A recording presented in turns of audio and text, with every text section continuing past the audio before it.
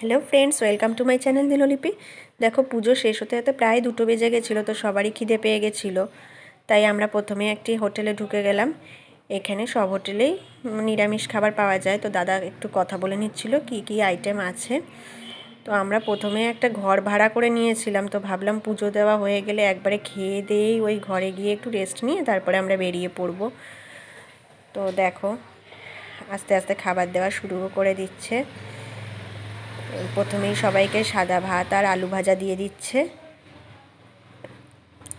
তো তারপরে আস্তে আস্তে বাকি আইটেমও দেওয়া শুরু করে দিয়েছে।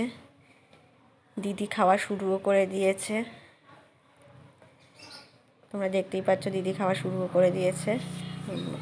আর মেনুতে ছিল ভাত, আলু ভাজা, ধোকার তরকারি, শুক্তো, ডাল। লাস্টে আমরা একটু মিষ্টি দই অর্ডার করে নিয়েছিলাম। শেষে ওরা চাটনিও দিয়েছিল আর পাঁপড়ও ছিল। তো আজকের ভিডিওটা এখানেই শেষ করছি। ভিডিওটা তোমাদের ভালো লেগে থাকলে চ্যানেলটা অবশ্যই সাবস্ক্রাইব করে দিও।